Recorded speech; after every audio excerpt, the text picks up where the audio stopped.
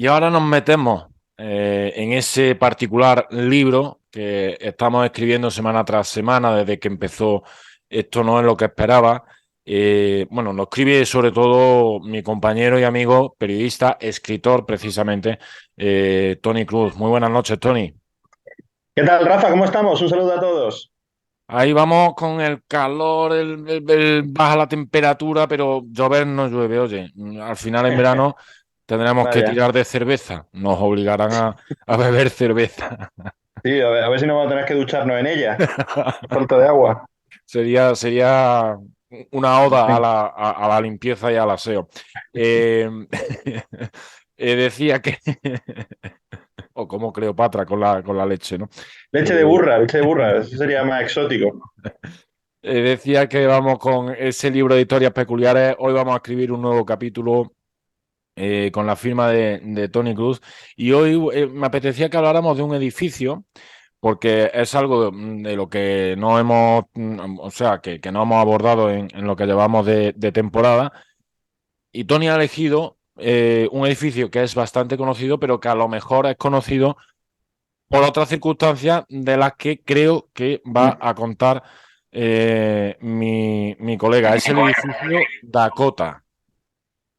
Pues sí, el edificio Dakota, que probablemente sea uno de los edificios más famosos del mundo, ¿no? Un edificio a ver, tiene una leyenda detrás. Vamos a intentar separar lo que es historia de lo que es leyenda, porque tiene un poco de las dos cosas, pero desde luego que lo que no cabe la menor duda, por lo menos por fuera, porque por dentro es difícil de visitar, yo puedo dar fe porque lo vi por fuera, es precioso, es muy bonito de ver, pero al mismo tiempo también es un edificio maldito, o por lo menos eso dicen. Los actualmente conocidos como Dakota Apartments, pues se ubicaron y se ubican en la calle 72 en Nueva York, enfrente justo del Central Park, el famoso Central Park, que está en Manhattan, en la zona conocida como Manhattan. Y cuando se construyó este edificio, el Dakota, se hizo entre 1880 y 1884 y se hizo de una manera muy singular porque era un edificio con un estilo, bueno, no hace falta más que ver las fotos, ¿no? Con un estilo majestuoso, un estilo como neogótico también, con reminiscencia francesa, muy alemán también, estilo renacentista alemán, pues un edificio realmente llamativo, ¿no? Un edificio que estaba entonces lejos de lo que era el centro de Nueva York, ¿no? Que bueno, hablar de centro en Nueva York es muy complicado, pero estaba como en las afueras, ¿no?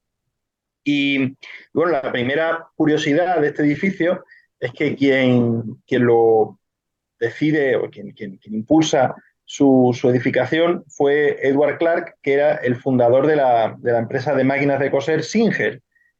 Todavía hoy, pues, bueno, supongo que te sonarán, ¿no? Las máquinas de coser Singer.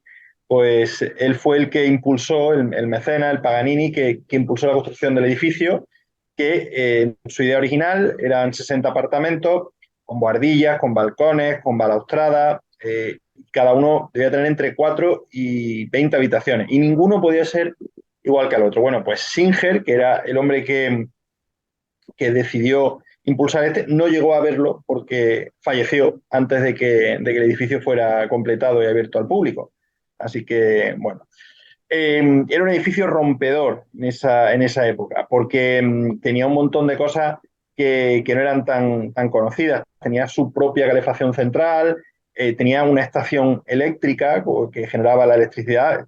Recuerdo que estamos hablando del siglo XIX, del final del siglo XIX, pero todavía eso era muy raro, ¿no? Que se tuviera todo eso, ¿no? Luego tenía hasta un gimnasio y bueno, luego al final todo eso, muchas de esas cosas se cambiaron. Tenía jardín, tenía campo de croquet privado, pista de tenis, en fin, que era el puro lujo, vamos, el concepto de lujo hecho edificio para gente muy exclusiva, algo que todavía hoy sigue igual, ¿no? Todo el edificio, todos los apartamentos tienen techos altos, con suelos de mármol, con caoba, con cerezo. Bueno, hay algunas cosas curiosas que todavía siguen desde la construcción original, por ejemplo, que existe la prohibición expresa de que los inquilinos y los propietarios no pueden eliminar las puertas originales y tampoco los mantos de las chimeneas, que si acaso pueden quitarlos, pero tienen que guardarlo en un lugar especialmente habilitado para ello, ¿no? Y bueno, pues, a ver, en parte, el hecho de que en este edificio haya estado gente tan ilustre, pues, sitio que tenía hasta su propio establo, unos establos que todavía hasta hace poco estaban en uso, ¿no? Ya no, porque evidentemente no tiene sentido, pero que había establos, ¿no? Pues el hecho de que ahí hayan vivido personas como Judy Garland, como Leonard Bernstein, como Boris Karloff, como Lauren Bacall, como Jack Lemmon, entre otros, ha hecho que haya mucha leyenda en eso y también, naturalmente, en que ha sido un edificio muy cinematográfico. Si te parece, empezamos por la parte cinematográfica del tema, ¿no? Y es Sí. que, Tony, eh, simplemente es que yo no lo quería comentar nada más empezar y bueno, ahora ahondarás tú, ¿no? Para los cinéfilos de verdad, hay una película que es imprescindible, que es La Semilla del Diablo. eh, Ahí aparece perfectamente reflejado el edificio Dakota, aunque los interiores no se hacen en el edificio Dakota, pero el exterior sí se ve en todas las escenas que suceden, bueno, pues en esa calle 72 y desde la perspectiva también de Central Park, ¿no?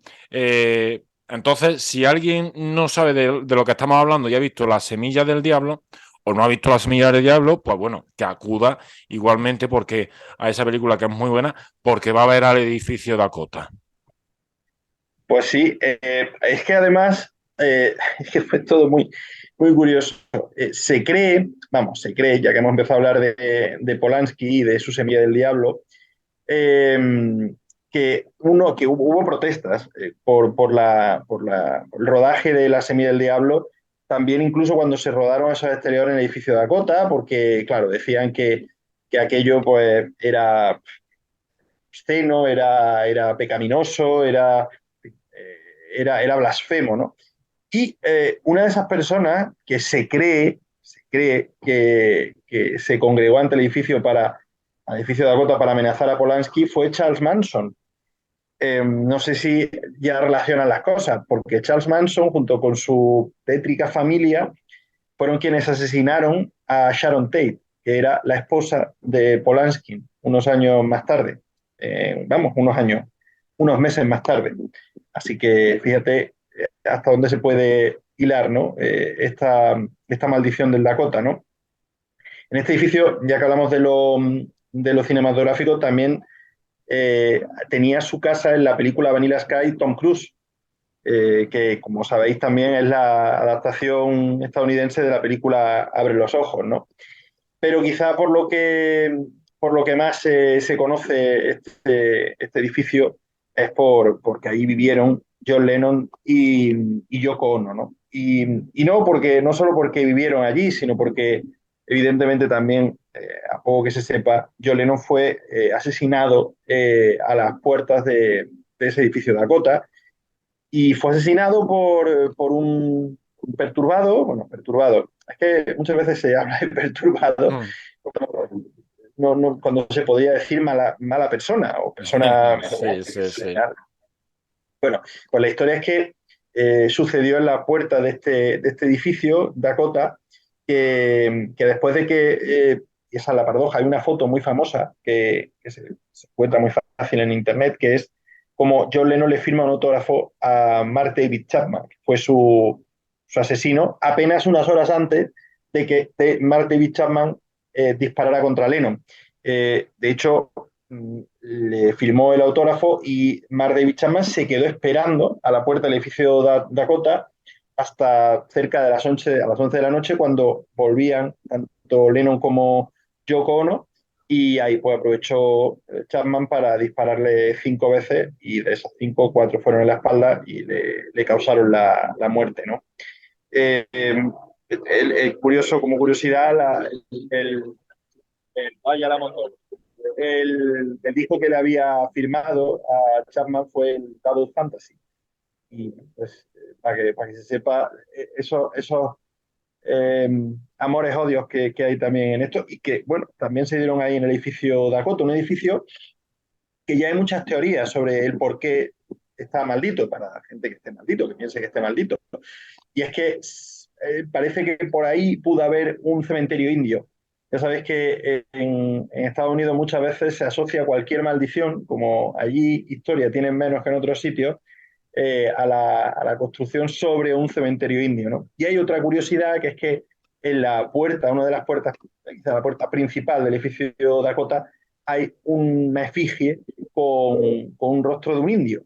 No se sabe si se habrá hecho un poco para mitigar esa posible maldición o simplemente es una curiosidad, ¿no? Y también en este edificio estuvo Aleister Crowley, que no sé si sabes que fue uno de los magos de magia negra más famosos. Bueno, de Aleister Crowley podríamos hacer un capítulo entero porque es un sujeto verdaderamente llamativo, ¿no?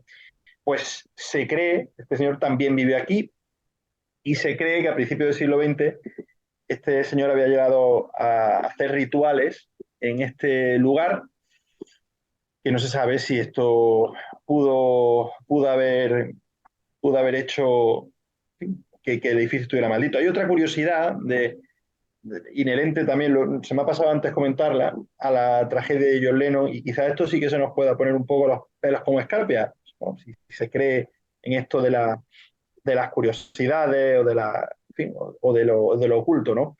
Se dice, que parece que eso es cierto, que un vidente llamado Alex Tanos estaba en los despachos de la American Society for Physical Research, que están situados enfrente justo al edificio Dakota, cuando de repente ante las cámaras de un programa televisivo que se llamaba Fenómenos Inexplicables, hizo una predicción que decía tal cual: una estrella célebre del mundo del rock va a morir de forma insólita. Y digo insólita porque habrá algo extraño en esa muerte que afectará a miles de personas por la gran popularidad de la víctima. Eso lo hizo el 5 de diciembre. La muerte, bueno, el asesinato de Yoko Ono llega el 8 de diciembre de ese mismo año, 1980. O sea que, salvo que Chapman le hubiera soplado algo a este señor, Alex Tanos, la verdad que acongoja un poco, pensar O que simplemente muchas veces sucede eso, la sugestión, ¿no? Si este tipo sí, vio el programa, lo mismo dijo, esta es la mía, ¿no? bueno, pues también puede ser. Sí, puede ser que una cosa fuera con la otra, pero vamos, ya cualquiera, si no lo vio, es para acongojarse, ¿no? Bueno, hay muchas leyendas, ¿no? Porque Yoko Ono sigue viviendo en ese edificio que compartía con su pareja.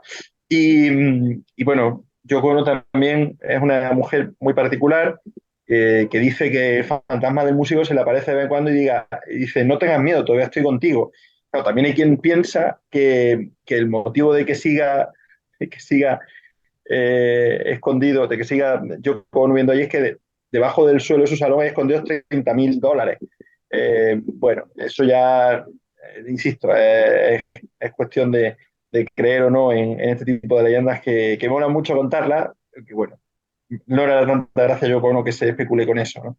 Alistair Por Crowley, cierto, perdona, Tony, por ir cerrando si quieres con ese apartado, Alistair Crowley, que aparecía en la portada de Sgt. Pepper, sí, del disco correcto, Sgt. Pepper, curiosamente. correcto, Y correcto, no, está y todo no, vinculado. efectivamente, y no fue el único tipo ocultista, mago, brujo, tipo pegado al esoterismo y toda esta historia, sino que hubo también un tal Gerald Brossaw Gardner, que precisamente es el individuo en el que se inspiró Roman Polanski para La Semilla del Diablo.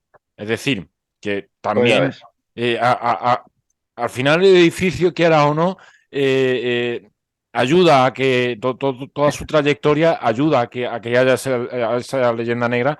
Y bueno, luego Boris Karloff, como tú has comentado, un señor mítico del cine de terror, pues decidió vivir allí también, ¿no? Pues sí.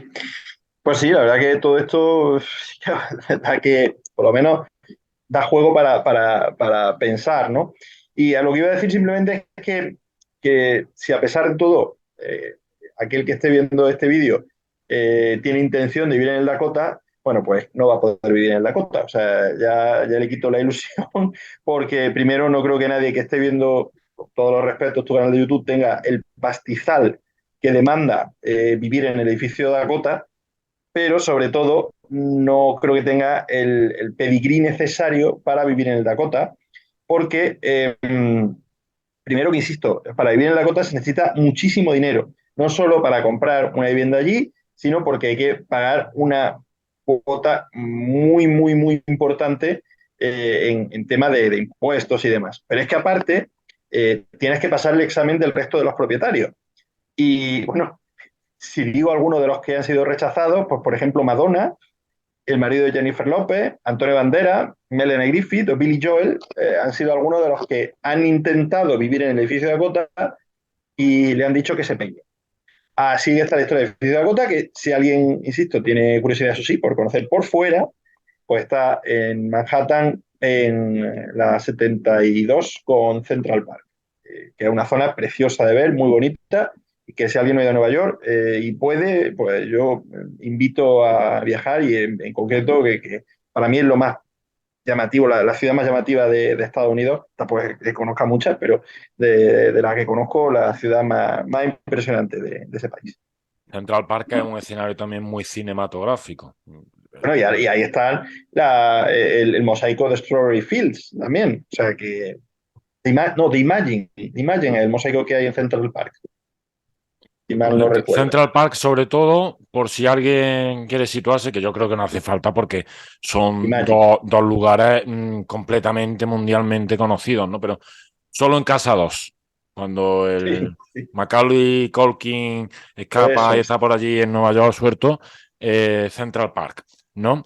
Eso. Tony, hemos hablado de esa, un poco de esa historia maldita del edificio Dakota.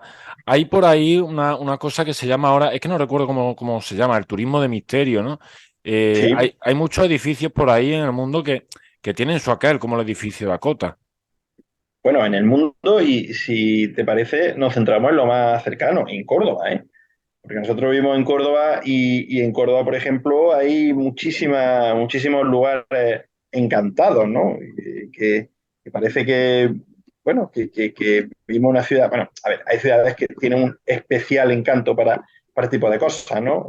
Sobre todo yo recuerdo Edimburgo tiene varias rutas fantasmagóricas, te meten por lugares absolutamente inhóspitos y doy fe que asustan. O sea, quiero decir, te metes por las catacumbas que te meten porque hay zonas de Edimburgo que fueron cerradas en determinadas pandemias, bueno, sí, epidemias, y se quedaron tal cual. Entonces, claro, las han rehabilitado hasta cierto punto para que sean visitables, pero de verdad es que da una sensación de angustia porque, claro, piensas que eran zonas que se cerraban para que la gente se muriera allí y realmente hay que tener mucho estómago, ¿no? ¿no? Avisan, ¿eh? Los tours estos avisan de que el que vaya, que gente sensible que Que como tenga sea que tener agresivo, claro. cuidado. Sí, sí, que le puede dar un barraque, ¿no? Pero bueno, que hay muchos sitios. En Londres hay también muchos tours. Y aquí en Córdoba, por ejemplo, pues hay muchos sitios que se pueden considerar proto-encantado, se hablaba de la Facultad de Filosofía y Letras, se habla de la Torre de la Mar Muerta. Bueno, pues sí, es que en parte esas historias, esas ciudades con historia, a las que, claro, por ejemplo, Estados Unidos se ha tenido que ir creando sus propias maldiciones, ¿no? De manera un poco sobrevenida porque tiene menos historia que en Europa, ¿no? Pero sí, es una parte del encanto de cada ciudad. También hay turismo de cementerios, ¿no? ¿Dónde fue? Bueno, en el propio Edimburgo también no me acuerdo qué cementerio es, pero hay un cementerio, voy a buscarlo por curiosidad, que hay una zona que está, para acceder a ella, el Greyfriars. El cementerio Greyfriars es el que dicen que es el más maldito y tienen una zona que está vallada y que para acceder a ella solo puedes hacerlo si firmas un consentimiento informado, como asumiendo Que si tu casca es propia. culpa tuya. Efectivamente, tal cual, ¿eh? Tal cual. Eso lo he visto yo. O sea, que es un cementerio que hay una parte que está cerrada porque consideran que esa zona es demasiado para el común de los mortales. O sea, si alguien está interesado, por cierto, no, pues no sé si es el de Greyfriars o el de Carlton. Bueno, no lo sé, uno de los dos, no sé Uno cuál de de los los dos. dos es. pero el de Carlton creo que. Y en ese, pues, que es precioso de ver porque es muy bonito, pero esa zona está cerrada y ahí si vas tienes que firmar un consentimiento para que te lo abran. O sea, que así, para que os imaginéis cómo es esa zona. Es verdad que quien nos vea hoy dirá, estos que están hablando que parece Iker Jiménez y compañía. Lo estamos intentando hacer desde la perspectiva más Sí, hombre, como historicista, ¿no? curiosidad, como parte curiosa. Efectivamente, porque era lo que yo te iba a preguntar ahora, Tony. Es verdad que uno puede ser más o menos creyente en estas cosas. Yo he ido perdiendo eso con el paso de los años, ¿no? Cuando vas descubriendo que la vida es lo que es y ya está, y que si hay que tenerle miedo, sobre todo, es al vivo, porque el muerto no te puede hacer nada. Sí, efectivamente. Pero siempre resulta interesante, ¿no? Esa pizca de misterio, ¿no? Sobre todo, tú lo has dicho, en España que tenemos ciudades, Córdoba, Segovia, Ávila, ciudades tan antiguas que Claro. pueden incluso vivir en torno a esas leyendas antiguas, ¿no? Le dan, digamos, Claro, un encanto especial, ¿no? claro, a ver, está bien relativizar, incluso está bien no, no pensar en que ese miedo, pues, que ese miedo no te supere. Pero bueno, esa parte legendaria, que es la que estamos sacando a colación hoy, aprovechando para hablar de este edificio, pues yo la veo entrañable. O sea, quiero decir, es algo que nos ha acompañado desde siempre, es algo que hemos convivido habitualmente, que nadie se piense que el tema de los fantasmas es algo del siglo XIX. Casi todo el mundo lo asocia a la imagen romántica esta del señor con la sábana y las cadenas. No, no. Fantasmas han existido desde siempre. O sea, desde que el ser humano toma conciencia, pues, de su mortalidad, pues, existe la creencia en el más allá y en consecuencia, pues, existe la creencia también de que hay personas que sobreviven hasta cierto sentido al más allá o cuya alma sobrevive al más allá. O sea, que no pensemos que los fantasmas se inventaron ayer, se inventaron, que nadie me malinterprete, pero que se crearon en el subconsciente colectivo ayer, no, no. Fantasmas había en tiempos romanos, fantasmas había en tiempos egipcios y fantasmas ha habido, nos han acompañado siempre. Y leyendas también. Y eso forma parte de nuestra forma también iba a decir de relativizar, sí, como de dar un sentido extra, digámoslo así, a nuestra propia existencia, ¿no? Yo qué sé, cada cual pues intenta asumir nuestra finitud, nuestra, nuestra propia conciencia de seres finitos, pues de la mejor manera. Y el tema de los fantasmas y de los lugares encantados, pues yo creo que es una de ellas. Pues Tony, nos hemos acercado al edificio Dakota donde yo doy fe de que hay un fantasma. Se llama Yoko Ono, que destrozó, que destrozó a los Muy bien Beatles. tirada esa, ¿eh? Destrozó a los Beatles. Pobre mujer. Muy bien tirada esa. Pero sí, Yoko Ono acabó con los Beatles y es Mira, un pero hace fantasma. escaleras que están en Córdoba también. Se pueden ver sus escaleras en Córdoba. Sí, sí, sí, sí, ha estado por aquí obra suya y tal, pero bueno, para los apasionados de los Beatles, desde luego es un fantasma Yoko Ono que sí vive, habita entre las paredes del edificio de Fantasma vivo. Dakota. Un saludo, Yoko. Tony, como Me está siempre, viendo. como siempre, muchísimas gracias, aunque hoy hayamos estado en una perspectiva muy distinta a la habitual. Muy bien. Pues nada, un placer como siempre, Rafa, y hasta el próximo. Seguimos hablando. Un abrazo.